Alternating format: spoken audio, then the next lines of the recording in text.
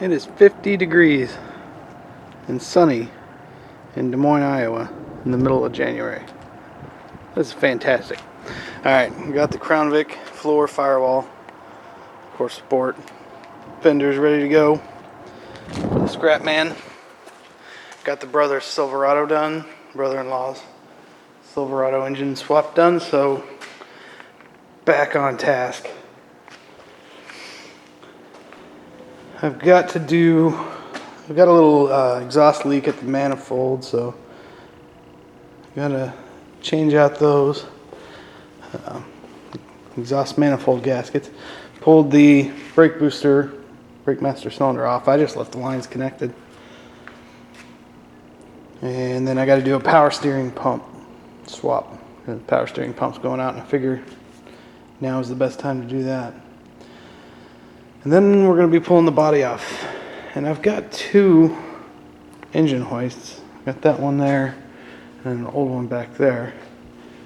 And I'm almost wondering if I can get it off myself between the two of those and set it down on this. But for now, I'm going to try to get things organized, get the truck pulled back out, and get this kind of slid over. So,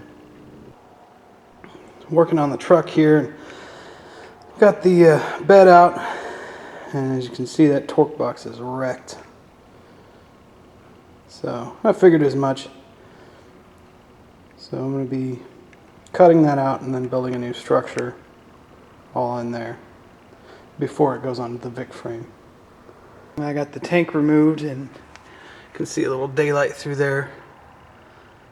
So I'm going to get some probably L-bar and I saw a guy do that on the forums, on one of the forums. I think it was Slick 60s, and it turned out pretty good, so I'm going to do the same thing. Probably maybe on both sides, not sure.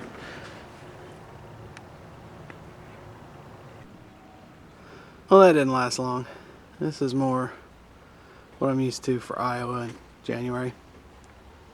Oh well. Back on the truck. To give credit where credit is due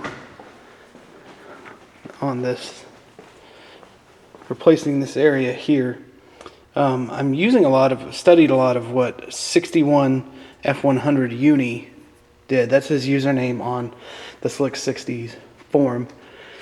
I'm doing something a little bit different. He cut this out and then put box tube in, and then welded, this bed wall to it.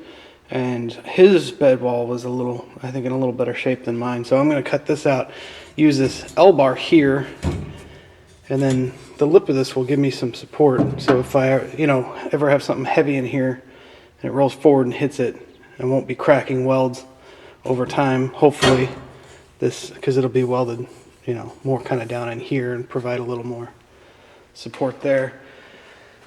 And then back here, I'll get rid of this torque box, much like he did, and do box tube back here, and then some supports all on around.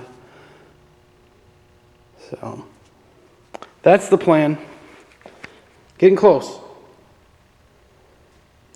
to putting the body onto the frame.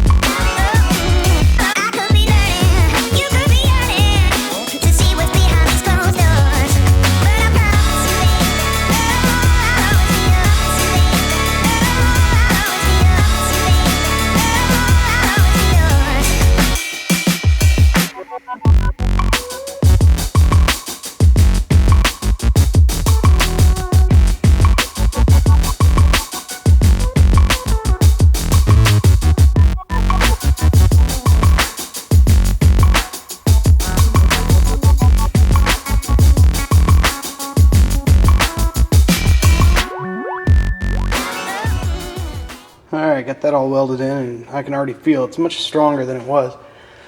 And had a little exciting moment over there in the back of the truck. I had a shop rag that caught fire. That's why I should have paid attention. Always check things like that. And it burnt my Eastwood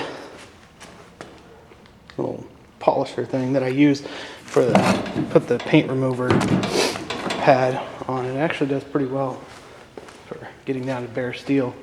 Got a rust area there I need to take care of. But yeah, this is in and feels much more sturdy already than it did.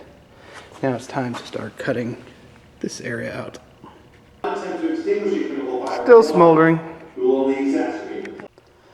this torque box was due to be removed. That's for sure. Pretty rough. Success! Got the torque box out, but man did it put up a fight. But the upside is, I think that's, pretty much it for rust as far as that goes. There's one little spot up in there where it attaches to the step on the side there. I'll probably patch that. But I think I'm going to end this video here and then pick up on making a replacement for the torque box and how that structure works. So we'll do that next time. For this one, we worked on, basically focus was getting the torque box out, it's getting ready to make a new system there. Getting that supported, and then I did clean up the firewall quite a bit, getting ready to splice in the brake booster thing. Basically, I kept these parts from the Crown Vic, and this is for the steering shaft. I don't know if I'm going to use that, but I figure I'd just keep it just in case. And then welding that into this firewall. And then we'll really be getting close to getting it on the frame. Still got a few things I got to do this. Replace the power steering pump, replace the exhaust manifold gaskets, and probably the fuel vapor canister and the system that attaches to that. And then we'll be ready to make up some brackets, things like that, and put the body on. So until next time, thanks for watching. Hopefully more in the next episode. This one just took a lot longer to get out because my brother-in-law's engine swap in his Silverado, which is running great now. So it shouldn't be too long before the next one comes out. So thanks for watching. Yeah. Duh.